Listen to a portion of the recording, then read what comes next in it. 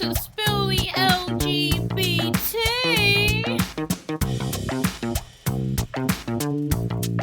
If you don't like swearing, smut, filth, sexual innuendo, or anything LGBTQI++ related, then please fuck off now.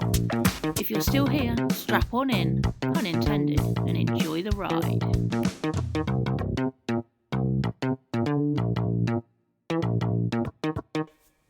Sam, how you doing? I'm okay, thanks, Ellie. How are you? I am good. So, first up, corrections corner from me, myself and I. So I did say about the IRA doing the bombings at the Admiral, and it's the Admiral Duncan, and it wasn't the IRA, so I don't know where I got that from when I was 16, 17. It was actually neo-Nazis. So, apologies. Every day's a school day, and so I just kind of, something in the back of my mind was like, that doesn't feel quite right. So anyway, here we are, hands up. I didn't realise that, and now I do. So my bad. I am learning as well as anyone else in the world. So hands up from me. Cool. So this one, we're thinking of talking about homophobia, transphobia, and kind of hate crimes in general. A bit about what a hate crime is, and kind of going into a bit of our experience and what we see and are aware of in the world. Again, this is just our opinion and our views, and it's not necessarily the law, as it were, and it's the law that we're talking about is based in the UK. So from a hate crime in the UK perspective, and this is taken from the Met's websites, the Metropolitan Police from London, easy for you to say. So a hate crime can fall into one of three main types: of physical assault, verbal abuse, and incitement to hatred. And a hate crime is defined as any criminal offence which is perceived by the victim or any other person to be motivated by hostility or prejudice based on a person's race, perceived race, religion or perceived religion, sexual orientation or perceived sexual orientation, disability or perceived disability, and any crime motivated by hostility or prejudice against a person who is transgender or perceived to be transgender. So that's what the definition is. Certainly, there's a lot of hate in the world generally, but it can be categorised as a crime. What's your thoughts, Sam? I feel like... Sorry, Sam's favourite expression. That's one of my favourite expressions. So I feel like it's really good that we have that definition to kind of refer back to, so that if a crime has been committed and you can look at the motivation for that crime, what is it based upon? I find it really sad that in this day and age, people still commit hate crimes based on those things. Based on anything, to be honest. I definitely think it's been worse since Brexit. I think it's also been worse since Donald Trump has come into power, certainly in America. I think it gives a platform to people to air those views. If they're seeing their leader on telly saying that transgender students can't use the toilets of the gender that they are, I think that breeds hate, and I think that then allows the common person to go out into the street and into their community and voice and air those opinions because they're seeing their leader doing it on the TV. Yeah, and he also tweeted, and I don't know how enforced this is, but transgenders were being... Trump effectively banned them from serving in the forces, I believe. That's certainly what was in the media over here, and I'm by no means believing all the media, because there's a lot of shit that gets printed which isn't true, but things like Viagra they can get as a prescription in the military. However, hormone therapy for people who are transitioned or transitioning was going to be banned. Yeah, they give up their life potentially to serve their country. Yeah. Yet they're not entitled to the healthcare that other people get in the army. I think also in America, especially, I follow quite a lot of the actors and actresses on Pose, and a lot of them are identify as transgender or are transgender, and a lot of them, report on the number of black transgender people that are murdered or go missing in America, and it's just not in the media, and it's so high, and it is just so sad. Yeah, so horrendous. sad that nothing is done about it. And I just think, this has all got a lot worse because people feel free to show Incite their hate. Yeah, because they're seeing their leaders doing it, and if their leaders are doing it and not being called out for it and not being punished for it, then why would they believe that they were going to be punished for it? I think it's really, really sad, and I think that's why pride is still so important and so relevant in this day and age. Yes, it is legal to be a gay person in many countries, and it's also legal to get married or to have a civil partnership in many countries, but unfortunately there are still 12 countries in the world where you can be punished for being a homosexual by death. Yeah, it's hideous.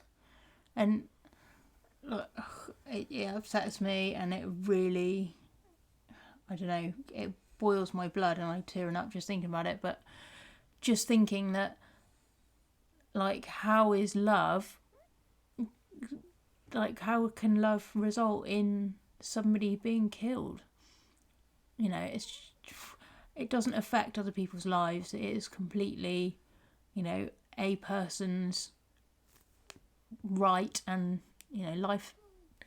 Well, yeah, and a lot of the countries that are on the list that it is punishable by death are countries that a lot of Westerners visit.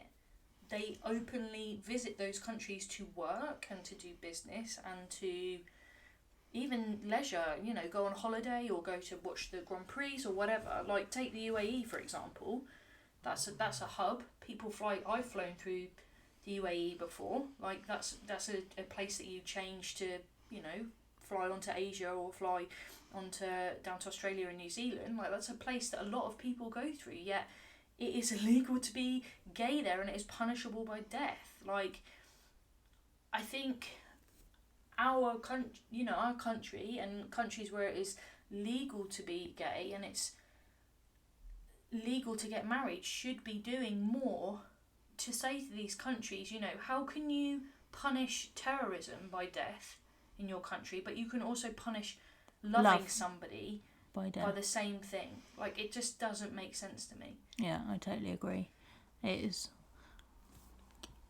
absurd that people manage to rationalise that in their own heads, and that they're happy for somebody to be killed as a result of them loving somebody of the same sex.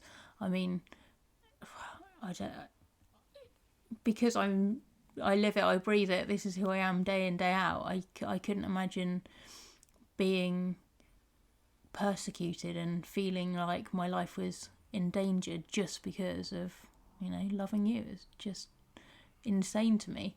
And that's one of the reasons that I'm passionate for when we go on holidays, that I only want to visit places that are accepting of me and us as a family unit. Like, especially when we have our child, like, it's really important that the impression that they get from the outside world is that of a loving, caring community. And that's when we go on holiday or whether we're in this country. I've been to America a few times and I didn't have any hate or any issues, so they were, but there would be certain states that you probably wouldn't travel to because I would be scared that somebody would feel that they had the right to say something to us about having a child, or when we get married, being married. Like, obviously would travel to New York, the state of New York, absolutely, because they have a massive gay community and always have done. Like, it's not a thing there. Whereas if you were to travel to Texas, potentially, like somewhere down south, like, you don't know. You just don't know what somebody's going to feel is appropriate for them to say to you, or even to threaten you. Yeah, and I think in any place which is accepting, you've always got a minority of people who spill hate and are still homophobic or transphobic and do not recognise or appreciate people who are, in inverted commas, other, not a straight white male or straight white female, or just hate people who are different, in inverted commas.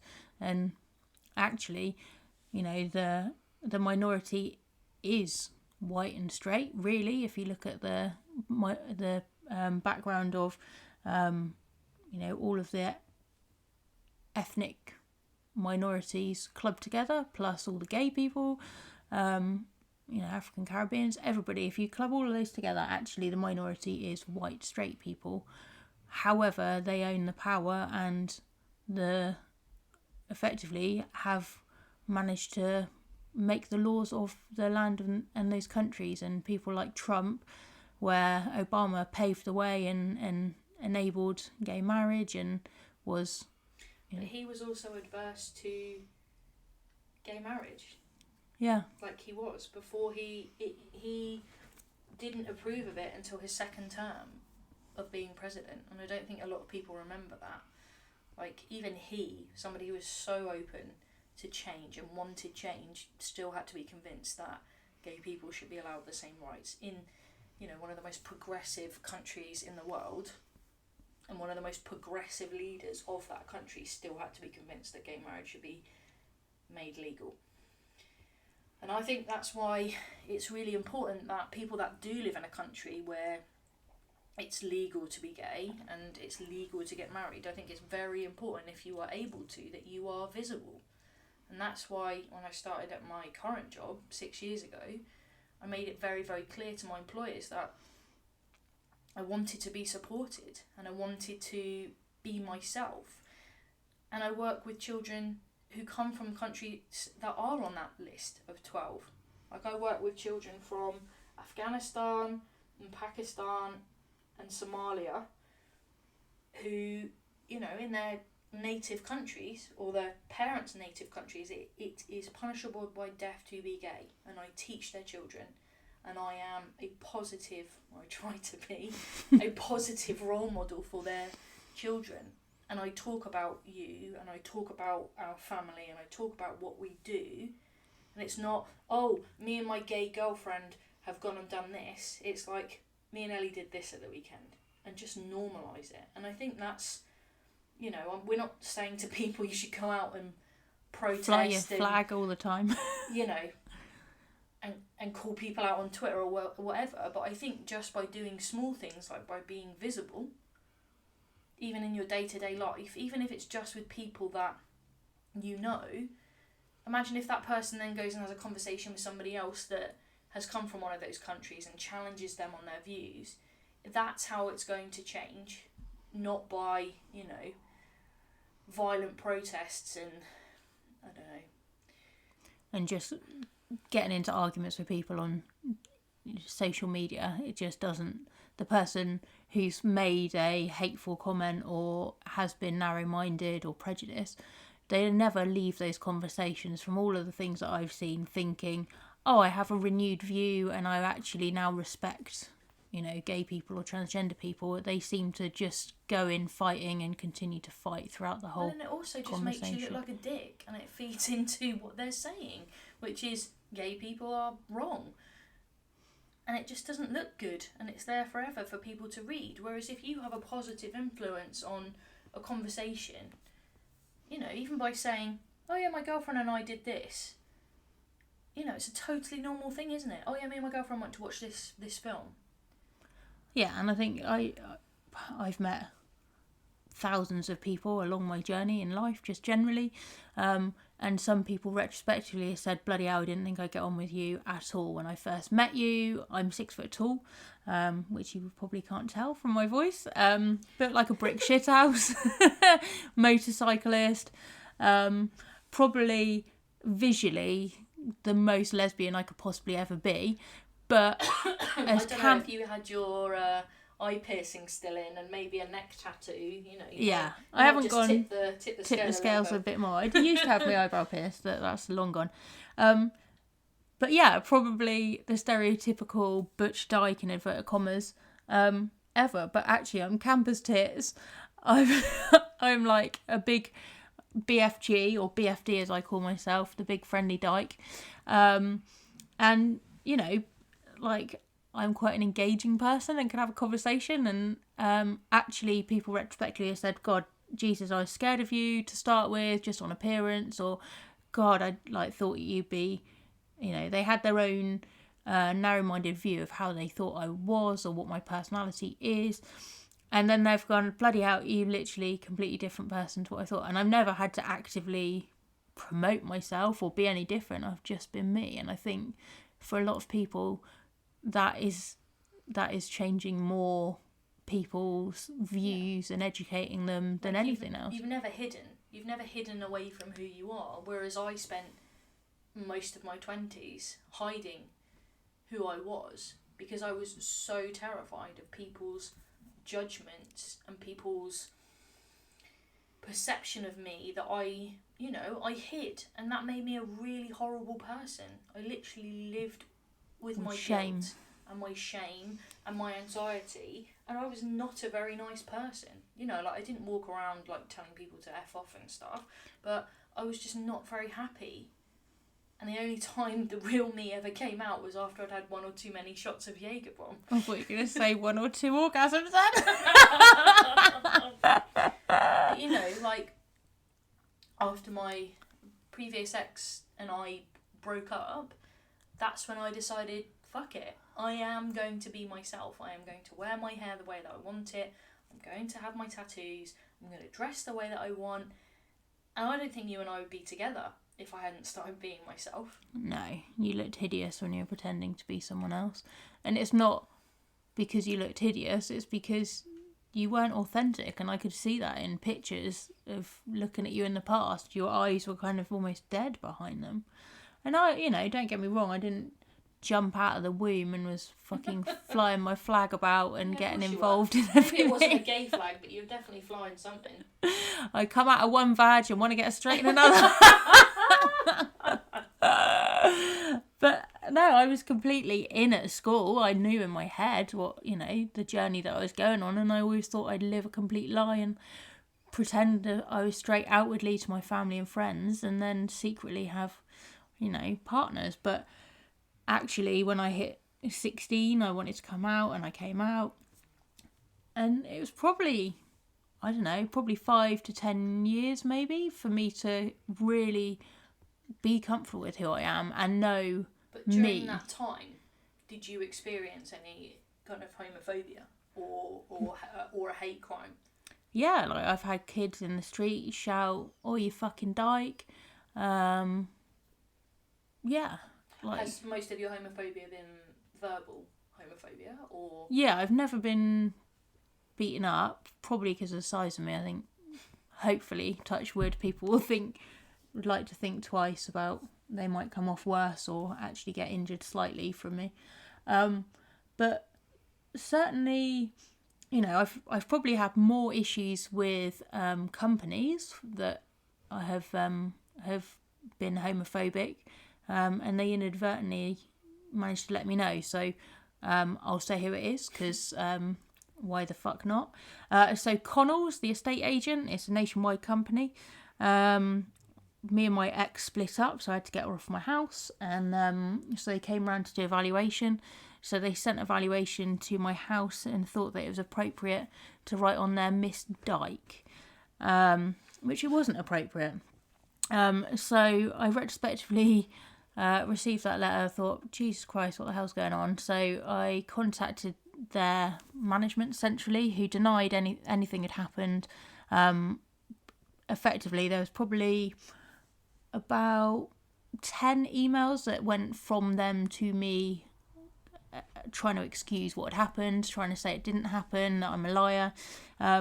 It was on an envelope that was stamped with their company details, so they couldn't get away from it.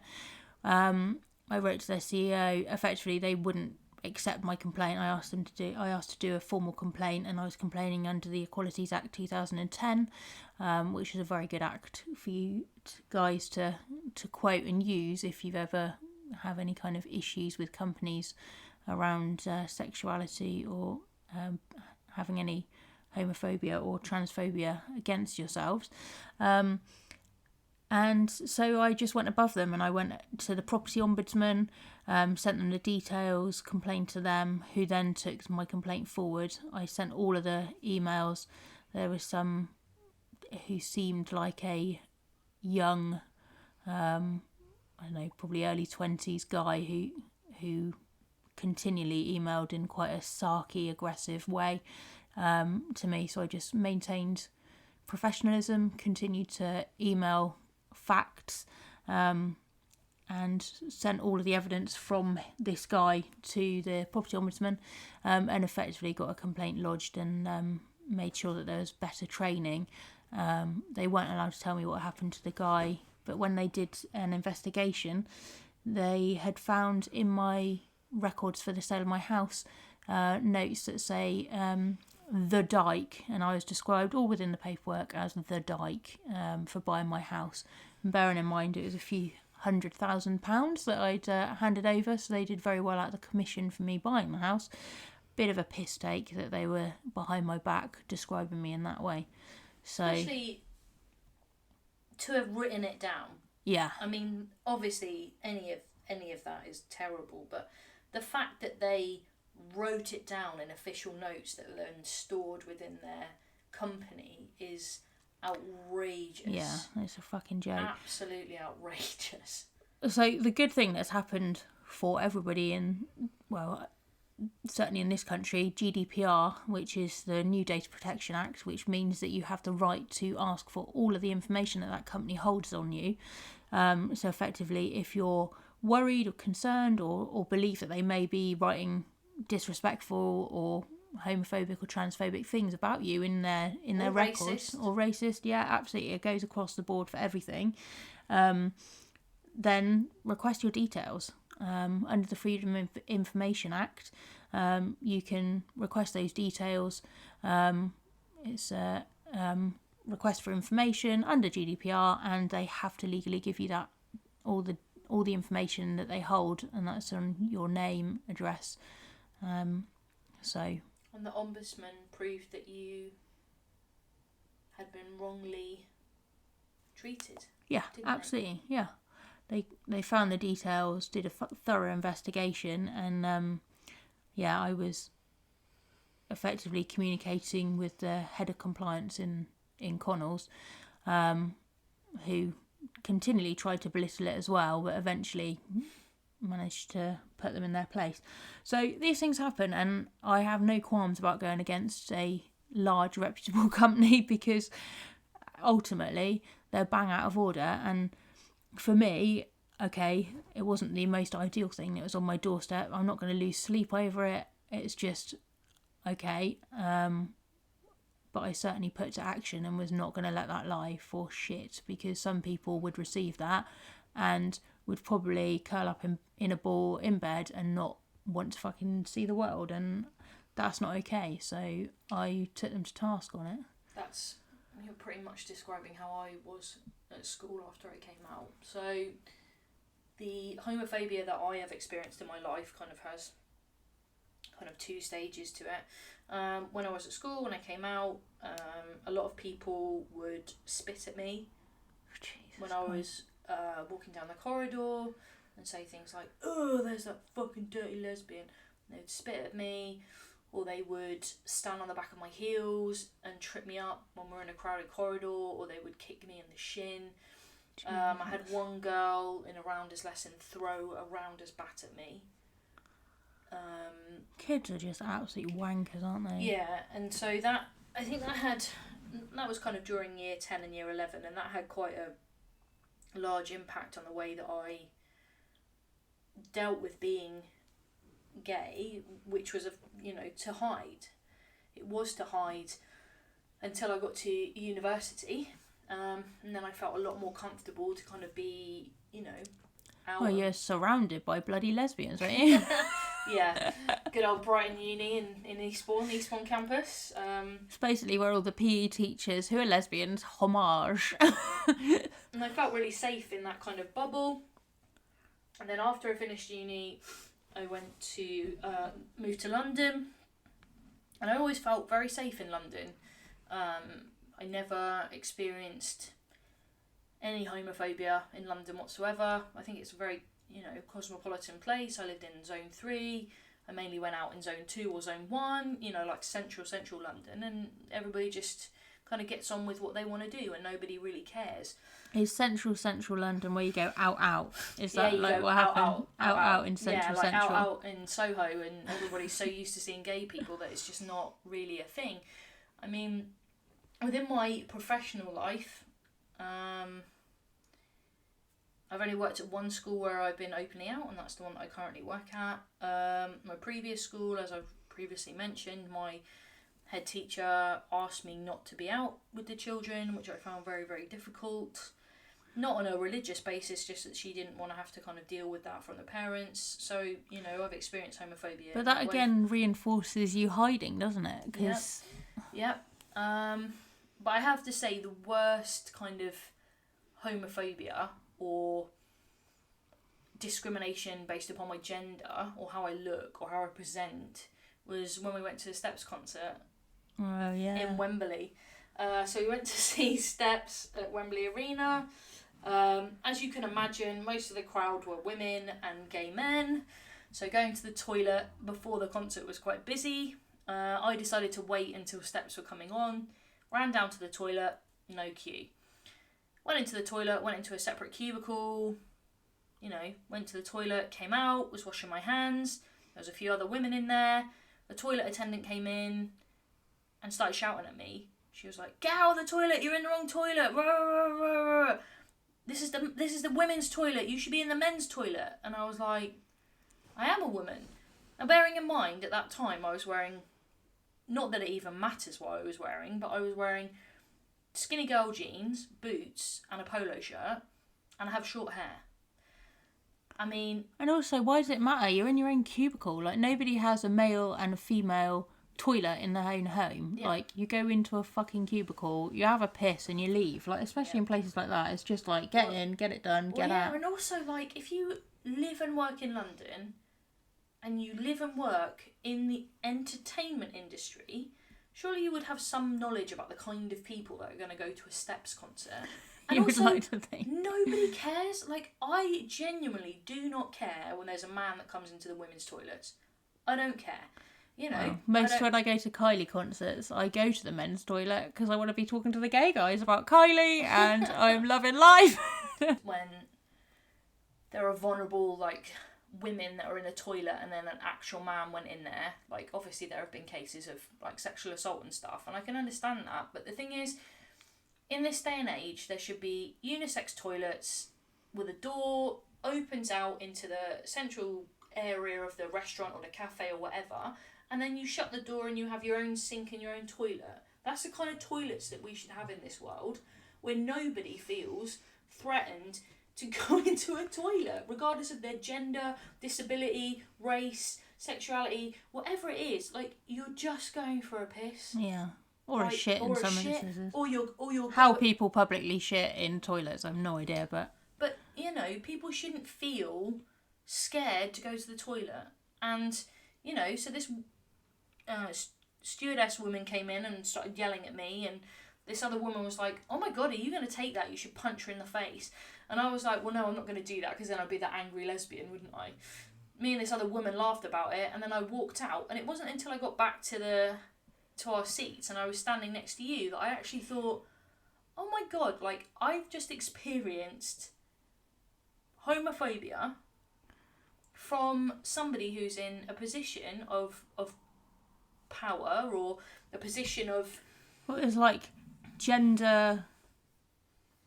like... effectively misgendering in the toilets. Yeah. And why is it her fucking business? Is she the gender police? Is she the toilet police? No, she just works in an establishment and happened to go to the toilet herself. I just burst into tears, didn't I? Yeah. I literally burst into tears. And normally, I've been misgendered many, many times in my life, as you have as well. Like, it really got to me. Really, really got to me. And so at the end, I'd never done anything like this in my life. I decided to go and say something to somebody, didn't I? We went and found the head of the stewards, who was absolutely shocked that this had happened. And was lovely as well. But she could also identify which steward it was. Yeah. She knew because she'd done it before. And so we sent an email and complained about it, and we got free tickets to another event at the arena, which ironically when we went to that, you got misgendered when you went to the toilet. I know, literally. And it's just like... I emailed them to complain, to say, look, there seriously needs to be some kind of training. Like, there's a training need here. Like, I got misgendered twice, didn't I? Once from security, the male and female were arguing as to which one should be patting me down, which was ridiculous. And I just said, no, she should be. That's fine. Come on over. And even then, she was trying to argue with me that he should. And I'm like, oh my Christ, like, sort your fucking shit out. And then when I went to go into the toilet, like, I can read, I understand what, ladies and gentlemen are. I ain't a lady, but that's the toilet that I'm meant to go to. So that's the toilet that I was heading off to. So, I don't know what their rules are. Maybe your tits have to be a certain size, or they need to do a labia check to see what millimetre your labia have to be to enable you to go in. I don't fucking know. It's just so bizarre. Like, you can't go into this room because you have the wrong genitals. Yeah. It's just, I don't know, it is beyond me. Yeah, totally. And, the when you were mentioning about sexual assault, let's tackle the people that are doing the sexual assault. Like, they're the problem. People who are using the toilets, whatever gender they are just going to the toilet. So, there needs to be some kind of, redress around how people are perceiving this whole toilet gate. It's just mental. So, we'd love to hear your stories, because sometimes they can be absolutely hilarious and other times they really do, make you feel like absolute shit just when you're like, this is a normal human function, I need to get rid of my waste, and you're just in a queue going, oh, who's going to say something? So, yeah. But it never happens in the men's toilet. If you're a girl and you go into the men's toilet, never have I ever had any issues with that whatsoever. No, neither have I. But nobody cares. But then equally, I probably look more male than female. So when I don't look out of place when I'm stood in a queue for the men's. And let's face it, there's not very often a queue. You can just whiz on through to the trap. I think men are just like, oh, I've got to have a piss. I'm having a piss. And now I'm done. Or, oh, I've got to have a shit. I'm having a shit. Now I'm done. There's none of this kind of like, oh, I'm going to look at somebody else and then they're going to look at someone else. And it just doesn't, it's just not like that. I just don't understand. Unless you're a gay guy and you're cruising. They're definitely looking there. But do you know what I mean? It's just like, you go in, you go out. I just don't... I've had toilet politics. I hate it. Yeah, I do too. And I have various lines depending on my mood as to what kind of response people get, because I can vary from, yeah, I'm in the right toilet, to, I got tits and a vag, what toilet am I meant to piss in? Or, why, do lesbians have their own toilet? Which way is it? So it completely depends on the person, what role they're fulfilling when they're there. Are they like working at that place? Are they just a general member of the public? I kind of, and it depends on my mood, because if I'm in like pissed off about something and somebody then decides to try and challenge me going into the toilet, then bloody look out, because I'm coming for you. My favourite is... sorry, do you not want to wash your hands with me? I mean, that's the only thing you do in the toilet together, isn't it? Yeah. You wash your hands. You're not going to come in the cubicle with me. Yeah. That's weird. Just, no. Do you not say, can I hold it for you? Yeah. It's when they start to say something and then they realise that you're a girl and then they're like, yeah, and I always push it and I'm like, sorry, what were you going to say? What? No, it doesn't matter. No, it does matter. Tell me. And then they get more and more awkward and I'm like, what were you going to say? You're really keen to say something then? No. Yep, you've backtracked. See you later. sometimes those kind of people don't even wash their hands. They just want to get the fuck out of there because they're so awkward, or they stay in the cubicle because they're like, they need to leave because I'm so embarrassed. So yeah, give us a message on Insta or Facebook for your stories around anything comical that's happened around misgendering, if there is anything that can be comical around it, because hey, we've been there loads of times, and there are varying degrees of absolutely outraged to comical, so we'd love to hear them. Again, any experiences around hate or homophobia, it's absolutely shit. Don't take it personally. We've got a whole army of LGBTQ and report plus people. Like, report it to the police, because the more these crimes get reported, the more visible they become, and the more likely it is that an MP or a police commissioner or somebody is going to have to do something about it, because if we don't report it, it's not going to be seen as a problem, and it's not going to get sorted out. Yeah, and also, if you don't want to report it as a crime, so going down the police route from having to write a statement and the potential of going to court, if you search on the internet, you can actually just report it as a incident that happened, so it goes into stats, because it's really important that those incidents are captured and that they know that these kind of hate crimes or hate incidents are happening, and while it may not get investigated and filed as a crime, it's really important to make sure that those stats are out in the ether, because I'm sure it happens way more than is ever actually logged. So yeah, that's important. Anything else from you, my lover? No, I'm good. You all done? People should rate, review and subscribe and like our podcast so that more people can hear it. Yeah, that would be fab, and we really hope you enjoy it. If you've got any topics, let us know. We've had a listener who's contacted us. Joe has asked if we can do something around our musical influences, so we're going to come up with something around that.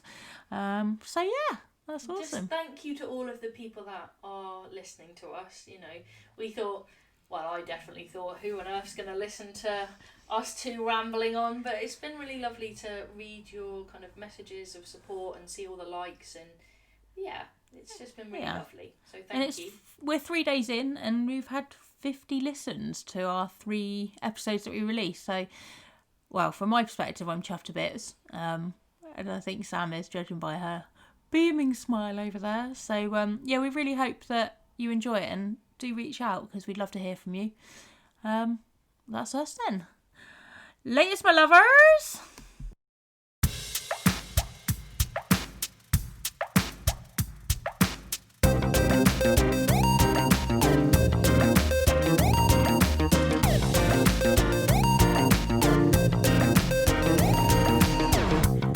Thanks for listening to Spill the LGBT. We hope you enjoyed today's episode.